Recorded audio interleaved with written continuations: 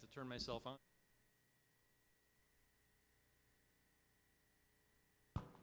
And it makes me practically invisible. How are y'all doing this evening? It's this particular meeting has been one I've been looking forward to because for my family anyway, it almost started here in Berea. You might recall back missions conference in 2005, Julie and I, not the whole family, but Julie and I had just gone to Brazil on our final survey trip to collect media so we could get our presentation going, and we had just signed up with the mission board, and we were here. And actually, last month reminded me a lot of Berea because we were at a Baptist Mid-Missions Conference where missionaries that we met here at Berea had come off the field on their next furlough, and we met them for the first time since they went back and since we went to the field. And then the week after that, we went to Colorado where we saw Jason Parker, who you guys supported while he was planting a church in Colorado Springs, and that church now supports us. And so we've had lots of reminders in the last couple of months about this particular church. And, you know, I can't say this about every church we've been to in the last few months, but you guys have been with us since the beginning. Not just since we went to the field, but you guys carried us all the way through deputation, and you carried us all the way through our first 6 years in Cambodia. And I don't know if I can express to you how special that makes this church to us. It really does. And we came in early this evening. We were hoping just to kind of relax and listen to choir practice, but that didn't happen because we started talking to folks that we know. We were at a church this morning that's been supporting us since we went to the field, and there's only one person there that remembers us from 6 years ago. The church has turned over completely. We come here, and what a contrast. We know most of your faces, most of your names, and the service started late because I was talking to you guys. So I just want to express again that you guys are very special to us. You have been with us for, like I said, since the beginning for a very long time. And we're looking forward to continuing a ministry with you, and just so pleased for how the Lord has used you in our ministry. And thank you, and thank the Lord really for that. Well, the last time I was here was 3 years ago. I think it was 3 years ago, or was it 2 years ago? I spoke at the men's retreat that Pastor Clapperich asked me to speak at, and I don't know if I gave a ministry presentation at that time, but I don't think I did. I think I just spoke. So this might be the first ministry update. Was it 2 years ago? Okay. So this will be the first ministry update. We have a new video presentation about Cambodia that I'd like to show you first that really gives you an idea of some of the challenges that we face. That'll be about 9 minutes long, then I'll come back up, and I've got a PowerPoint presentation that's going to really give account to the church of how we've used the last 6 years and where we are in ministry now and where we're going to be when we get back. And then after that, Lord willing, I'll be giving a challenge from the Word as well. So how are we doing on cue in the video? Are we in good shape? Okay.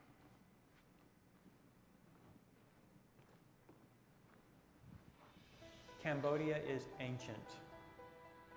It is not Western. It is not modern. It's a country that has beautiful mountains, we have beautiful ocean, the people are friendly. It's a very dark place spiritually. Everybody's always searching for things, but they think that money is the answer. Turning a lot more to alcohol, to gambling. It's a country that has people that live for self. They worship anything with the intent of getting the things that they want. And live for instant pleasure and don't really know about the true living God. Cambodia is a very proud nation. They're proud of their ancient heritage. They're very proud of their religion. Buddhism is what they officially do here as a religion, but most people know very little about Buddhism. They don't know anything about Buddhism, really. They know about Buddha. His program, the religion that he started, was in fact to deal with the issue of sin. And his solution to that problem was to meditate, to free oneself from all connections. He did believe in reincarnation. He claimed to have 500,000 lives. And in his last one, he achieved nirvana, which means you become nothing. It's like blowing out a candle. You become nothing. Extinction. The people have a mixture of animism, Buddhism, and ancestral worship. It's spirit worship and honoring the spirits, trying to do this and that to get blessings, to get good health, to get riches, to get a better job. They're true animists.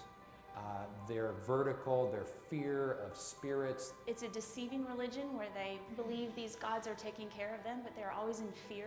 They earn merit, not because they care about the sin problem, but because they want more possessions. They want health. They want a better life.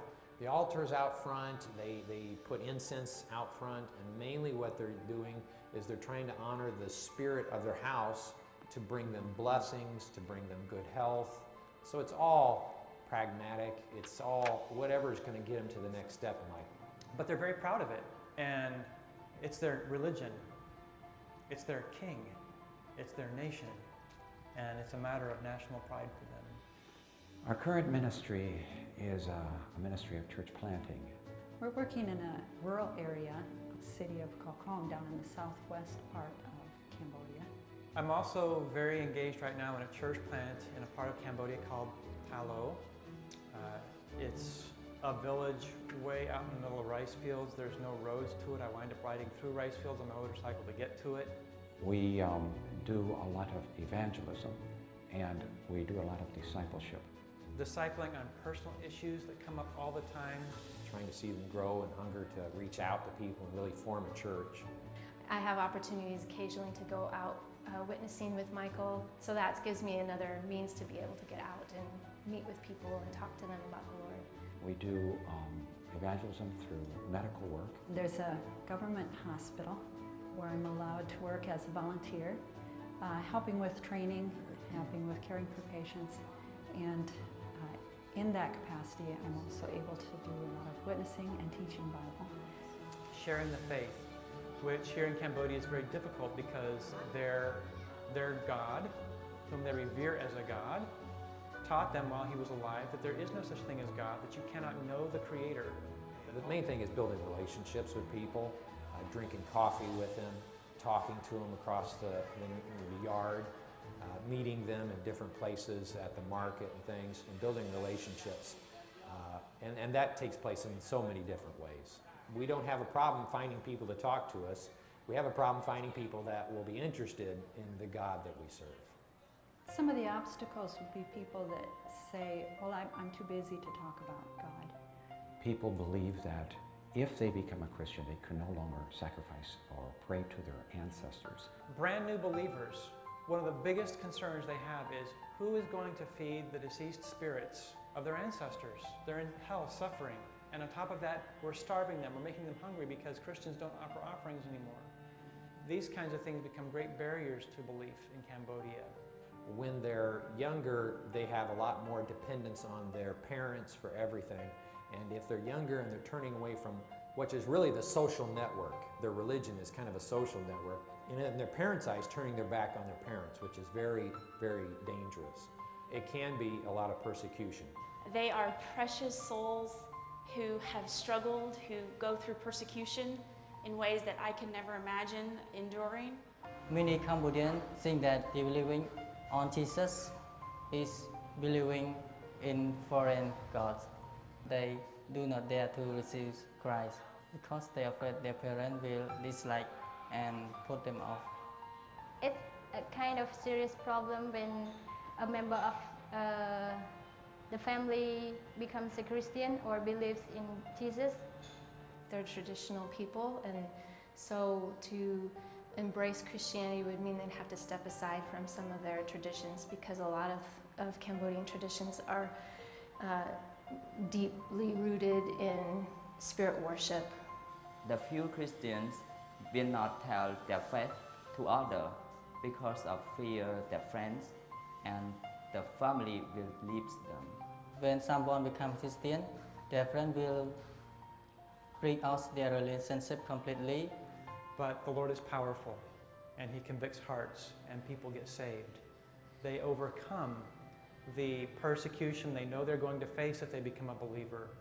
Yet some people know that Jesus is the Savior, so they become Christians even though their family against it. I love seeing God work. I love seeing that I know he's here, it's his work, we're just his servants, his instruments.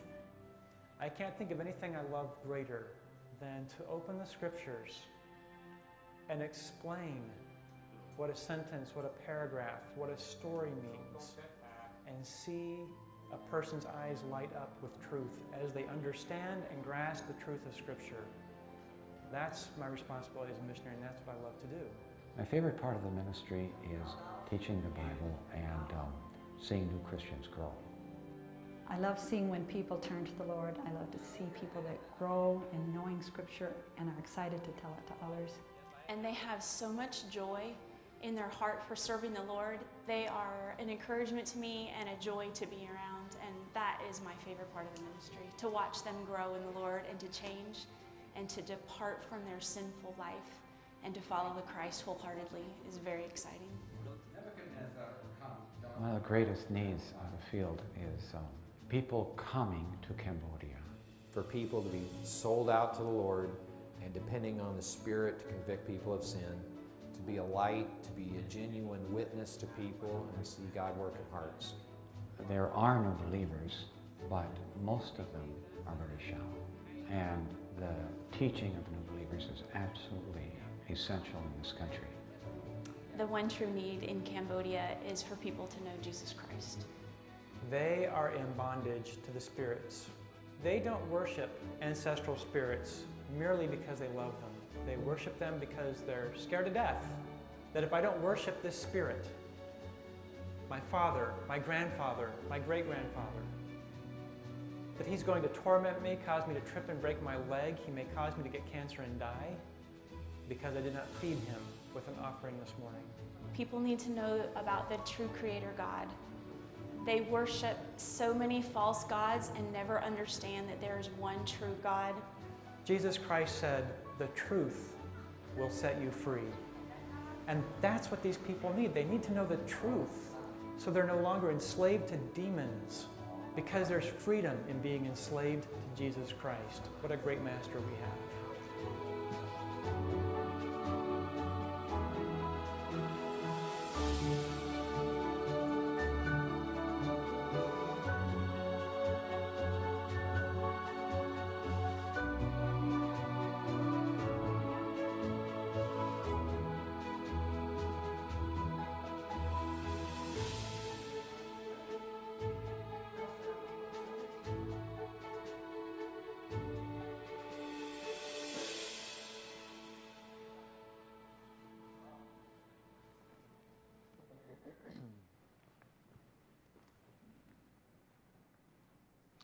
Okay, and some of that video presentation will be useful to me later as I open 1 Peter in just a minute.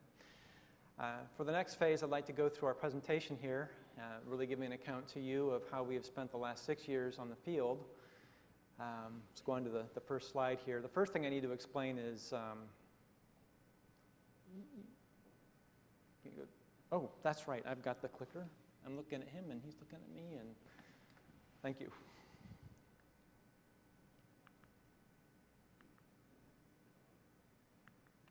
Okay.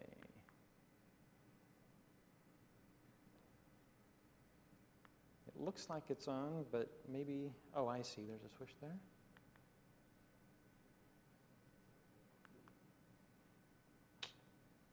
It's in the on position, and I'm pressing stuff, and it's, oh, there we go. Okay. First thing I need to do is explain to you why our new prayer card only has 2 people on it.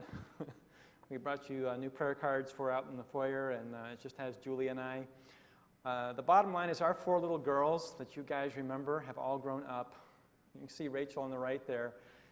She's now married to Trevor Whitfield, living in Greenville, South Carolina, and has graduated from Bob Jones, and she's going to deliver her first son, be our first grandchild in December of this year. So we're going to be grandparents very soon. Elizabeth and Christy have been at Bob Jones for the last couple of years, and Katie's on the far left there. She starts this fall, which is the occasion for us to return. So as it stands, only 2 people are going back to Cambodia, and we only have Julie and I on the prayer card. But in December, we're going to Photoshop this guy and put the new grandson in the corner here. We're going to be really proud. My side of the family in particular has mostly girls, and so we're just, yes, a grandson. So, ministry timeline. You folks remember that we started deputation to go to Brazil, and we changed fields rather quickly in the fall of 2008, and it wasn't 9 months after that after our field had been changed to Cambodia, that we actually arrived on the field. The Lord moved us through the last half of our deputation very rapidly. We arrived in 2009.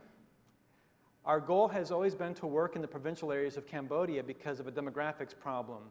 Out of Cambodia's 15 million people, 20% of them live in Phnom Penh, and 80% of them work in the provincial areas of Cambodia. But if we look at Christian workers and Christian missionaries, 80% of them live in Phnom Penh, and only 20% of them work with the 80% of Cambodians outside of Phnom Penh. And we wanted to kind of help shift that balance outside a little bit.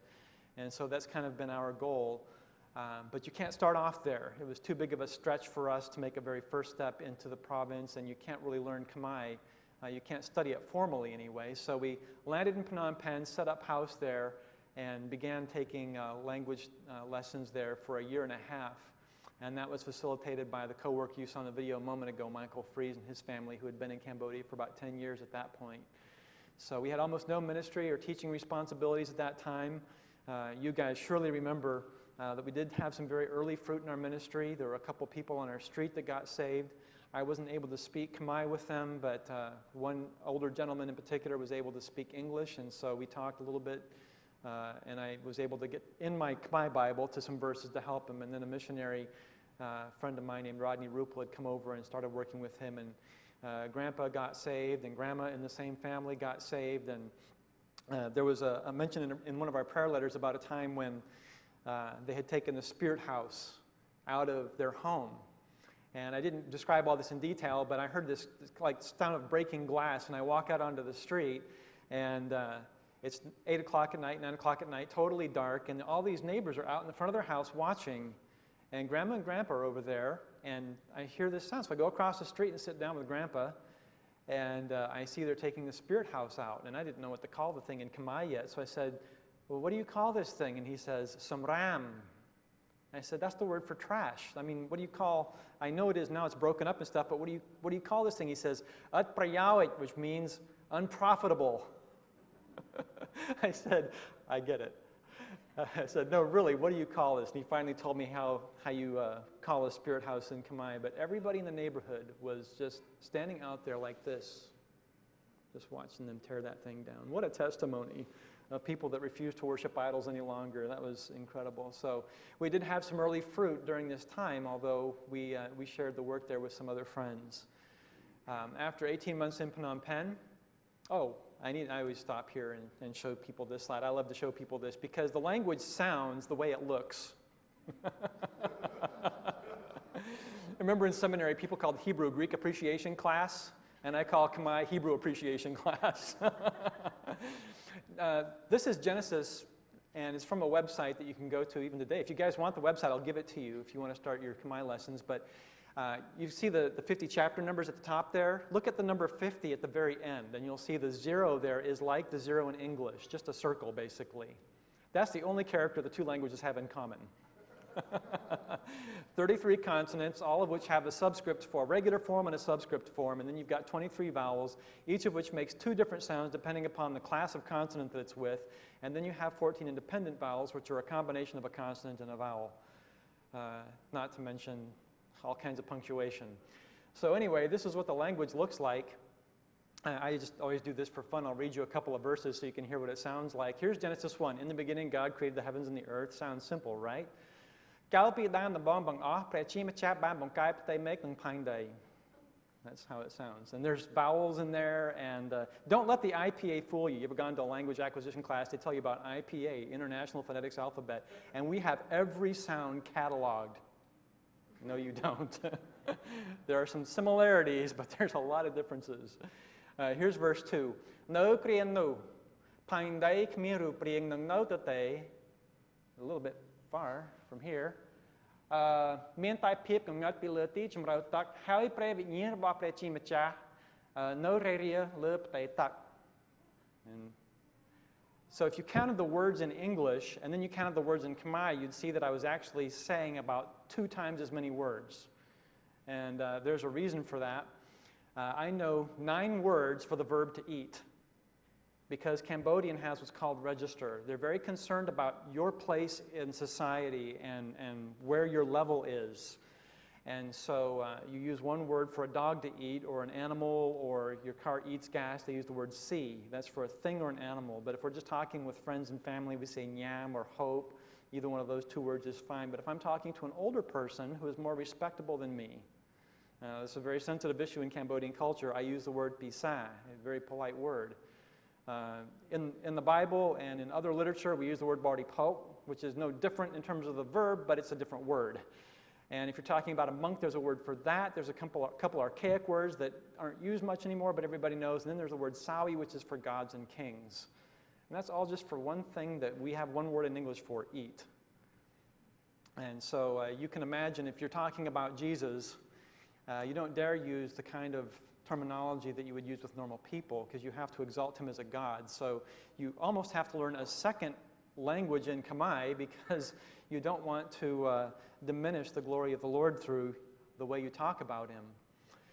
So moving on to the next slide, after 18 months in Phnom Penh studying the language, we really just had some conversational Khmer down and really market Khmer. You learn how to get out and talk to people and say hello, talk about your family, buy things, etc. But we really weren't prepared to do ministry yet because it took an awful lot more study. So we had the second phase where we got into provincial life, moved to Bosat and worked with Forrest McPhail with Gospel Fellowship Association in Greenville, South Carolina. There we worked on continued working in language study. I will never stop studying Khmer, and I will never get there. It's that different from English. But worked on advanced grammar, the higher vocabulary that I just described, and then colloquial speech, which is very important if you're going to do discipleship. Because when you're studying a language formally, you learn kind of like the TV voice, the radio voice. But when you go into a house where there's a fight between a husband and a wife, they're not using the radio voice. And they're using colloquial things, metaphors and stuff that you might not pick up with your teacher. And so you really have to focus on learning the language colloquially if you're going to deal with people in their homes where they're at in life.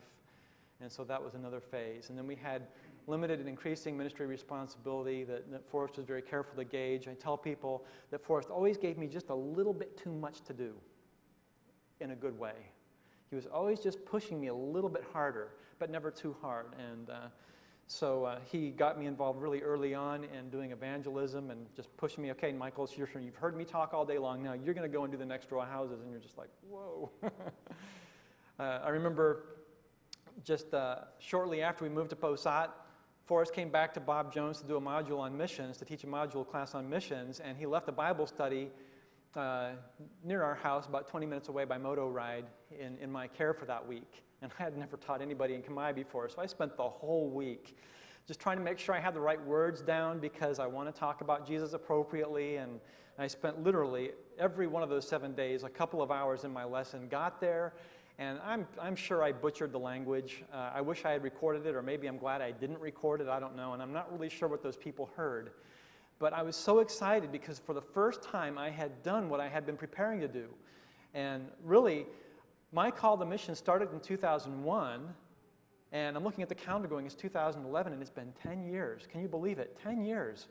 Went to seminary, did deputation, and got to the field, and I still wasn't a missionary. It wasn't until I'd gone through all that language study, and it was the first time ever, and I came home and I wrote a prayer letter called I Became a Missionary Today. I was so excited. And just praise the Lord for his work in my life through Forrest to get us to that point. Forrest wound up giving me a lot of responsibility to the point of handing me the church that he had planted and asking me to take it over from him, which I'll describe in the next slide.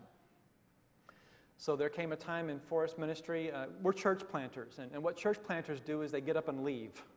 If you read the book of Acts, don't forget or don't miss all the times when Paul left a place, because that's what church planters do. They plant a church, they leave, their goal is to establish church leadership that takes on the work of the ministry. And Forrest had an exit plan, and that exit plan was me. So it's kind of hard to describe or explain to Americans because we don't have this mindset, but Forrest really became the patron of that church. And he was so powerful socially in that church that if he didn't leave, the man that we had ordained to be the pastor could never really be, in a full sense, the pastor. So Forrest knew he had to go, but the church wasn't mature enough for him to be completely gone, so Forrest left me there, and my role was not to replace Forrest as the missionary or T as the pastor, but to really move the ministry forward, which I'll describe in a moment. So this is a picture of Forrest and his family on the day that they left. You see the church fellowship there. Jared Gocher's in that picture, by the way, somewhere. He's in the front. Isn't that him in the blue shirt? Yeah, that's him in the blue shirt.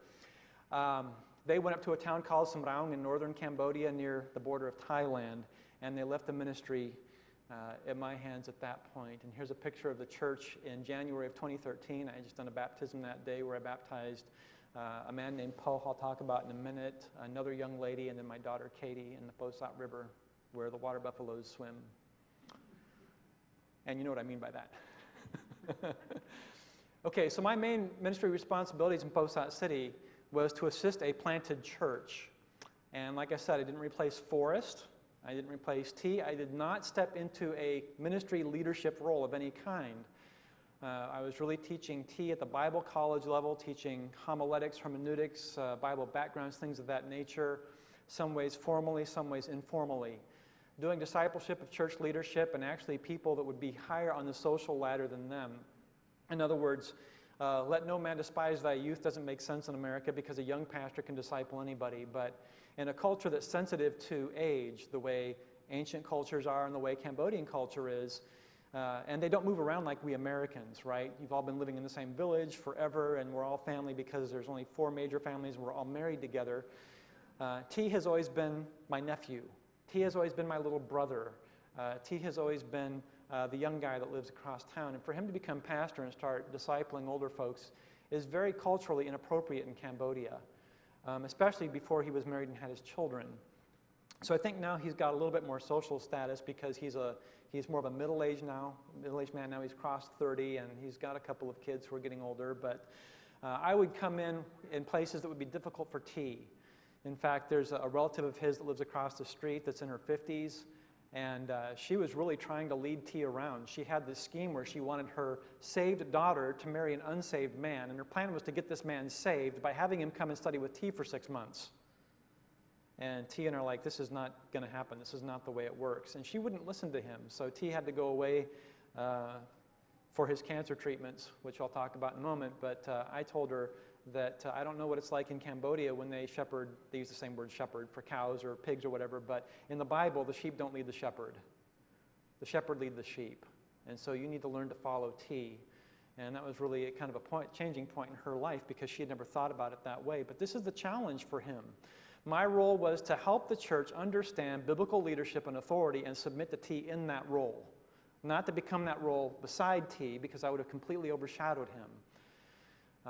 Also mentioned here, leadership development is seen in Titus. This is really the role or the model for us. If you look in Titus 1, Paul tells Titus to establish elders in the churches in the island of Crete, but then he begins laying out how the churches ought to function. The older men teaching the younger men, the older women teaching the younger women. And so we tried to get that process going in the church. So the church itself is working all together to disciple one another, which we think is very biblical. And I could quote verses, and I'm going to keep going. So to this end, I was leading a men's Bible study. This was also so T could hear me teaching and applying the principles I was teaching him in homiletics and hermeneutics and that kind of thing, but also so that we're strengthening the men of the church who then disciple their families and so on. So that was my main role in the shape of my ministry there. T, real briefly, because you guys have been praying for him for a long time, was ordained in 2011. He now has his wife Hwy and his 2 children, Manna and Sarah. And as I mentioned, one of my main responsibilities for the last 4 years has been training and supporting him in the ministry. And I love this verse here, 2 Timothy 2:2. This has just been central to the entire work here in Posat City. And the things that thou hast heard of me among many witnesses, the same commit thou to faithful men who shall be able to teach others also. And so right before I came home on furlough, I reminded T, this is what we have done with you. And now it's time for you to pick up the baton and do the very same thing. You know, we have taught you these things, and you're now to commit them to faithful people in the church, faithful men in the church. So he's taking over the men's meeting now and really moving forward in that work. There's a picture of T there in the bottom right doing a baby dedication for a young family in our church. Here's a picture of Pastor T in his battle with non-Hodgkin's lymphoma. He had several lymph nodes that were cancerous and really did not have the good medical care in Cambodia or Vietnam to treat that. And through another missionary with Baptist World Missions in Thailand, we were able to get him in touch with a hospital that has taken great care of him. And the pastor that you see on the right side there is now a cancer-free man. He just went back last month for a 6-month checkup, and he is still cancer-free, so we praise the Lord for that. T is a very unusual man. I just can't commend him enough in the Lord. Cambodian leadership, male leadership, is powerful by way of wealth. All Cambodian political leaders have a lot of money. They use that money to use social power, really. They use that social power through parties and through social networking. When you've got parties involved, you have drinking involved. When parties and drinking and men are involved, women get involved. And so every Cambodian male is pretty much disqualified from ministry in the church, just to say it briefly. Right before we came home on furlough, an older man had gotten saved and began attending our church, and he asked me one day, how can a poor man like T be our leader? And that doesn't make sense to us Americans, but from a Cambodian perspective, it makes perfect sense. Because T is not older, he's not wealthy, and he's not wielding social power to get the church to do what he wants through passing out, gifts, so to speak. And the answer to the man's question is that a Cambodian leader is not qualified and fit for scriptural biblical leadership. You look at 1 Timothy chapter 3, and first of all, he's got to be a man of one wife. He can't be a drunkard, and he cannot take bribes. And nobody bribes an American pastor. I mean, it doesn't make sense, really. And American pastors don't give out bribes either, but that temptation in Cambodian leadership is tremendous because, again, you're talking about a man with social power. And T really fits that bill. And one final thing about T is a friend of mine named Phil Coppola, who's a missionary with ABWE, is working on a doctorate dealing with this issue of the Cambodian social understanding, cultural understanding of male leadership, and American missionaries coming in and starting churches and establishing leadership. And he's doing his research through interviews with Cambodian men, which is a hard thing to do because most pastors in Cambodia are female, well over half. And so he's finding all the men that he can. And he interviewed T one evening, and we got back in the truck after the interview, and it seemed fine to me. I knew Phil well and knew what he was trying to do, and I knew T and have known T for years. And Phil got back in the truck, and he was pretty much in tears. And he said, Michael, I have never met a Cambodian pastor that has the depth of understanding of biblical theology and an understanding of the operation of the local church as Pastor T. And I was kind of taken aback by that. And Phil knew that we were planning on leaving Posat soon, and he said, you need to have no worries about leaving the church in T's care. He's ready. And so at that point, Phil was in tears, and now I'm almost in tears, and you have two grown men with facial hair crying like women in the car. Just pleased with the work the Lord has done in this man's life. And so we pray that the Lord continues to strengthen him. He is very, very important to the ministry of the gospel and the ministry of the word there in Posat City. So please continue to pray for T. I will not let you forget him in our prayer letters. I guarantee it. You might recognize some of these people. You thought Ronald McDonald was in the U.S., but this is actually, Jared met him in Thailand. And then there's Jared with Pastor Goetzer. He was our intern basically from the fall of 2013 to the summer of 2011. That's not right. That should be, 2014. I'm sorry. It looks like an 11 from here. And I just read it. Jared just got, he went straight to the province and just got full-on culture shock.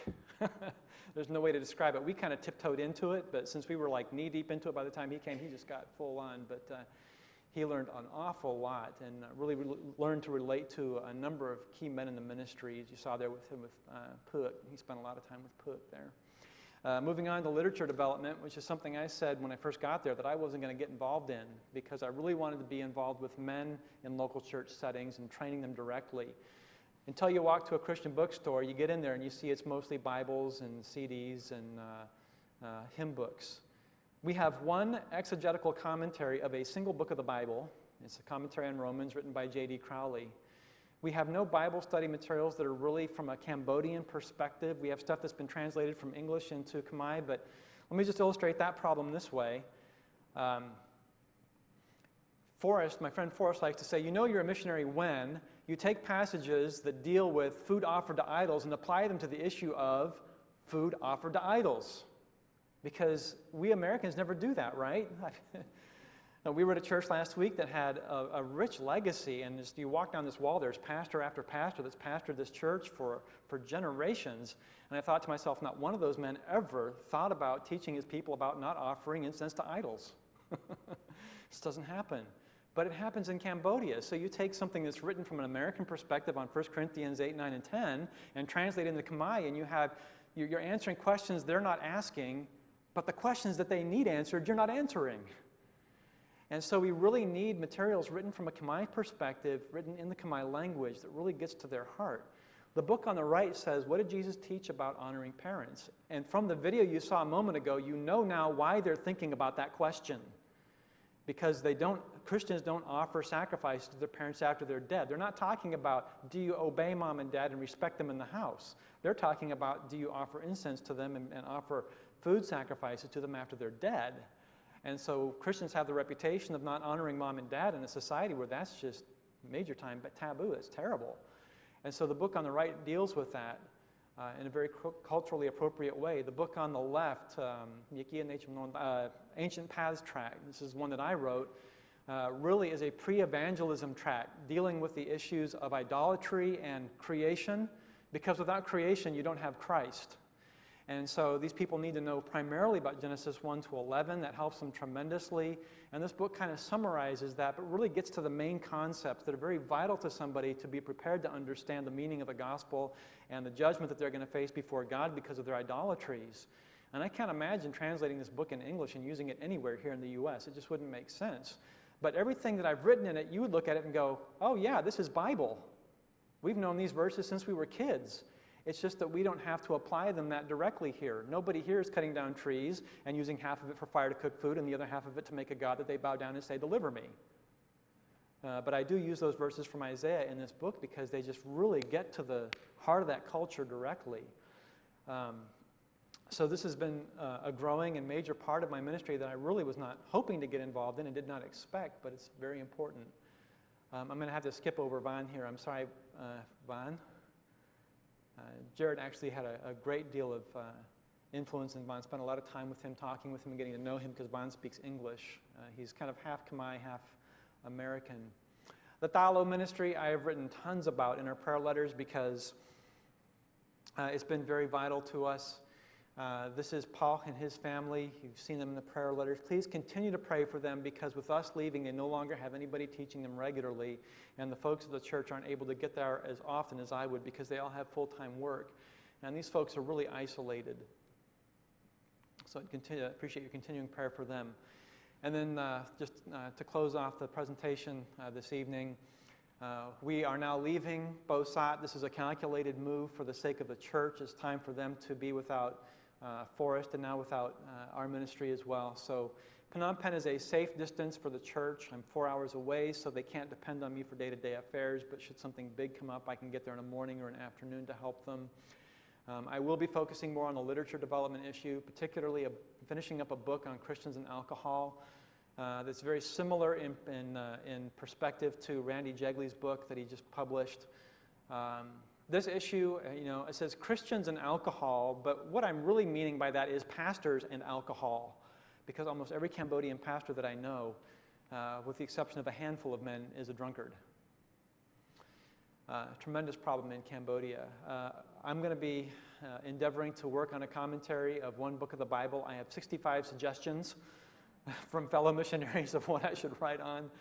And then some of the smaller works we're going to try putting into a YouTube format for those that are not quite literate, but everybody has one of these in their pocket now.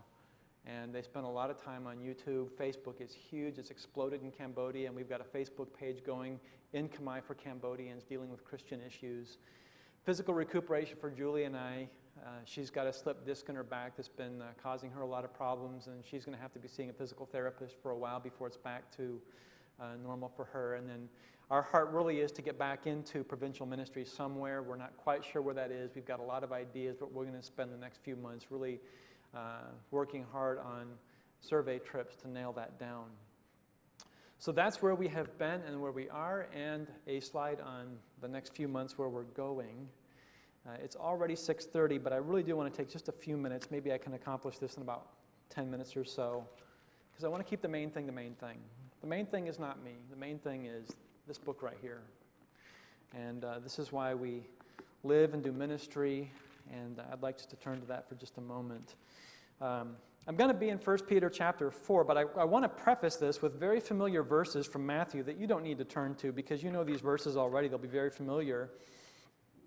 So if you turn to 1 Peter 4, and I'll just read these to you. Matthew chapter 9, Jesus goes to all the cities and villages, teaching in their synagogues, preaching the gospel of the kingdom and healing every sickness and every disease among the people. And when he sees the multitudes, he's moved with compassion on them because they were fainted, scattered abroad as sheep having no shepherd. And so Jesus has this response of compassion for them. And what does he tell his disciples? He says to them, the harvest truly is plenteous, but the laborers are few. Pray ye therefore the Lord of the harvest that he will send forth laborers into his harvest. What did that mean for the disciples? They probably prayed. We see in chapter 10 the answer to that prayer. Jesus is sending laborers into the harvest, right? But what did that mean for the disciples? Here's what it meant for Jesus' disciples. I'll read just another verse in chapter 10. Behold, I send you forth as sheep in the midst of wolves. Be ye therefore wise as serpents and harmless as doves. But beware of men, for they will deliver you up to the councils, and they will scourge you in their synagogues. And you will be brought before governors and kings for my sake, for a testimony against them and the Gentiles. So here Jesus has compassion on these people. He sends his disciples to minister to those people, and what does he tell them to do? Beware of these people. These people are the ones that are going to be delivering you to the synagogues. They're going to be trying you in courtrooms. They're going to deliver you up to kings and governors. And you're going to suffer because of the compassion of the Lord on these people. I teach this passage in Khmer to Cambodians, and it just makes a whole lot of sense because of the persecution that you saw in the video. Parents kicked their children out of the house, literally, and you saw that expressed by Khmer people in English. A great deal of persecution goes on in various ways. You have people that are persecuted in the sense of, like, financial sense. Their businesses are not, we don't go to this seller anymore because they're a Christian. Oftentimes, if a Christian in the middle of a village gets saved, the bad things that happen in the village get blamed on him because he quit worshiping the spirits, and the ancestors are angry and trying to get him to leave Christianity and come back to our ancestral spirits. And so there's a lot of persecution going on anytime a Cambodian gets saved. And so I teach this passage, and in some ways, they don't need a commentary on it because they get it just off the bat. They know when they convert, they're going to be persecuted, and they know if they're going to proclaim the gospel, they're going to get persecuted. Now, I don't because I'm a foreigner. I'm a guest in their country. White people are looked up to as educated and helpful, and so they're always interested in what I have to say, even if they don't believe it. But for a Cambodian like T to go evangelize, there's going to be some trouble. And Jesus tells his disciples, I'm sending you as sheep in the midst of wolves. I mean, think about how you'd like to be a sheep in a pack of wolves. And for a Cambodian that's in ministry, that's a lot more real. The reason I bring that up this evening is because I tell people this. I've been in Cambodia since I was 39 years old, and I stopped growing in America at 39. I'm like still 39 in my own thinking because I haven't progressed with you all, and I'm only 6 years old in Khmer. But as a teacher of the Bible, I'm so in tune to their cultural issues and trying to teach their cultural issues that when I come home, I almost feel lost and I don't remember how to connect with you. And I don't know what your problems are. But then I come back long enough and I'm starting to get shocked. Before I went to the field, Christians were seen as pretty much foolish and weak and ignorant and needing a crutch in this life, and that's why they were religious. But the way atheists think now, we're dangerous. And they don't make a differentiation between us and people like Westboro Baptist in Topeka, Kansas. They don't see a difference between us and the Catholic priests that were involved in the scandal years ago. We're just as dangerous as they are. And that perspective on Christians is getting greater and greater. And we're becoming enemies to society, not because we hate society, but because society is beginning to see us as a threat. And they're making us their enemies. And there's going to be a time where all of us in this room, if we're going to be a lighthouse for Jesus Christ in our own communities, we're going to have to be willing to become sheep in the midst of wolves. If we're going to live out the compassion of Jesus in chapter 9, we're going to have to live out the determination of his disciples in chapter 10 to be a sheep in the midst of wolves, to have our own people persecute us and to take us to jail and to take us to court. It may not be too long before this church loses tax-exempt status, or somebody homosexual wants to have a marriage done right here. And you're going to be called homophobes for not doing so. And somebody's going to come and sue you, and you could be shut down. You don't know, you know? It's getting to that point. And we're going to have to toughen up. Because Americans, quite frankly, have never had to go through significant persecution for their faith. But I come back, and I just got to tell you guys, sometimes it's scary to read the news and to be more involved in the culture here and just to see how it's changing. So just a couple of words from 1 Peter 4 here, which is where I really want to end. All of that was introduction to a very short message. Chapter 4, just 7 quick verses here. "Forasmuch then as Christ hath suffered for us in the flesh, arm yourselves likewise with the same mind, because he that has suffered in the flesh hath ceased from sin." I just want to focus on the first phrase of that verse there. "Forasmuch then as Christ hath suffered for us in the flesh, arm yourselves likewise with the same mind." 2 clauses, 2 phrases there. You know, we see in the Bible reflected many ways that becoming like Jesus was to do and go through really the same things as Jesus. I'd just like to bring to your attention just a couple of verses. Acts chapter 5, after the apostles were beaten and reprimanded for teaching about Jesus in the temple, what did they do? What was their attitude? They rejoiced that they were counted willing to suffer for the sake of the name. And suffering for Jesus, because Jesus suffered, was a very important thing. Think about Paul in Colossians chapter 1, verse 24. He rejoices in his afflictions for the church, which is Christ's body, and he fills up what is lacking in the sufferings of Christ for the sake of the body. And that's not to say that Christ's work on the cross was insufficient, but what Paul's trying to say there is suffering for the sake of the church didn't end with Christ. I'm going to fulfill it in my own flesh as well. But I want you to take just think about his attitude there. He says, I rejoice in this. Jesus suffered for the sake of the church and was afflicted for the sake of the church, and I rejoice that I have a part in those same afflictions. I'm afflicted for the same church, which is the body of Christ. And there was a real sense in the early church that being like Jesus meant being persecuted and suffering like Jesus. And not just suffering, but really suffering for the sake of others. And that's something that you and I aren't familiar with. But Peter says that we need to be armed with the same mind. We need to arm ourselves with the same attitude that Jesus had. Jesus suffered in the flesh so that we could receive the salvation from our own sins. And Peter's saying, arm yourselves with that same attitude. What does the word arm mean? He's really saying, if I can just say this in a soft way, prepare yourselves. But what's he using the metaphor arm for? Who arms themselves? Exactly. You know, we're not heading to Chuck E. Cheese here. We're going into a battle.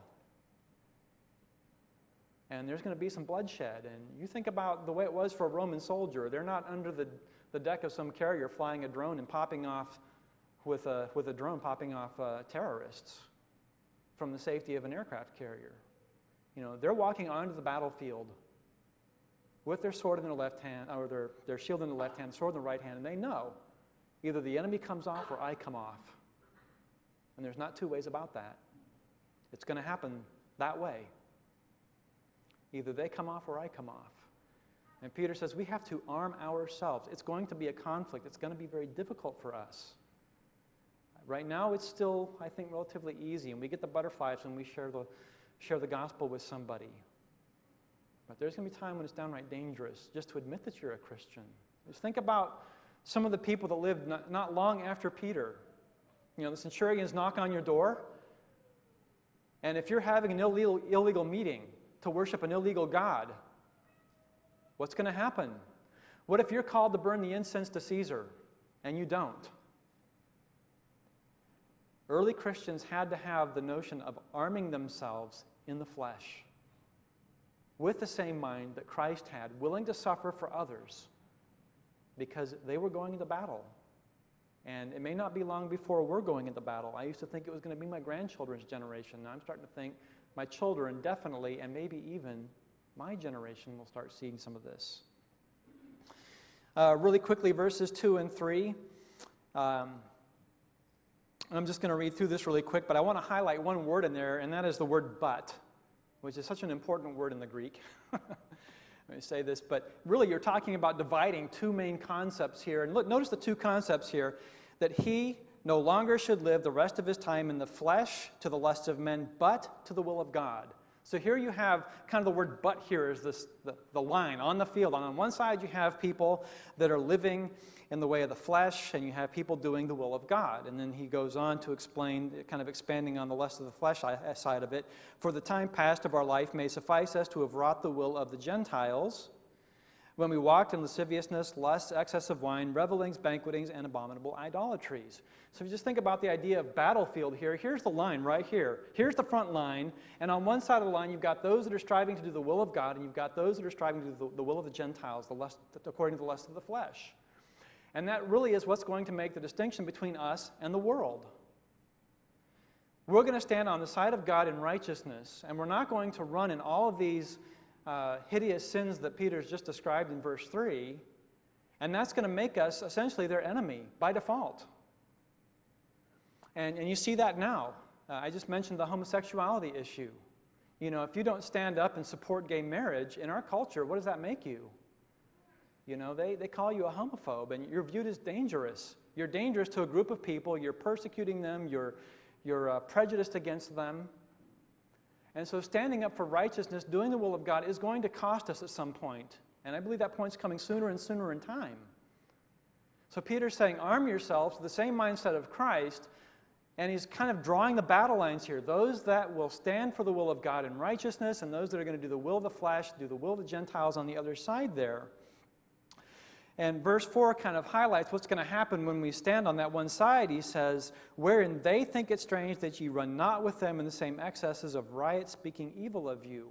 And so, like I said just a moment ago, they see us standing on the side of righteousness. We're not willing to participate in the sins that they participate in.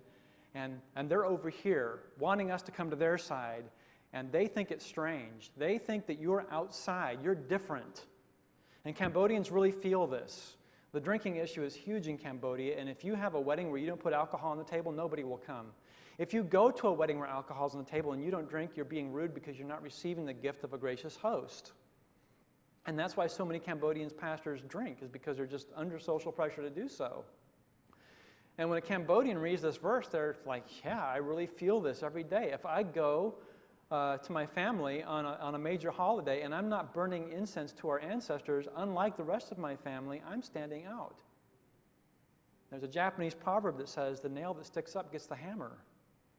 And that's really the case with the way Cambodians live, and why Cambodian Christians don't need the explanation of really this verse or the fact that they're going to be persecuted for their faith. They know it. The reason why I'm bringing this out for us is because, as I see it through my own eyes, the days when we're going to be persecuted this way for our faith are drawing near. Because we are getting more dangerous to our society as we stand up for the truth. And so they think it's strange that we don't run with them. We don't plunge ourselves in, literally, into the same flood of unrighteousness, is what the Greek text says there. We're not running with them, plunging ourselves in the same flood of unrighteousness that they're in. And they malign us, they slander us. And that's what really the word homophobe is. They slander us because we do not do what they do. So just briefly here, verse 5, they will give account to him who is ready to judge the quick and the dead, reminding that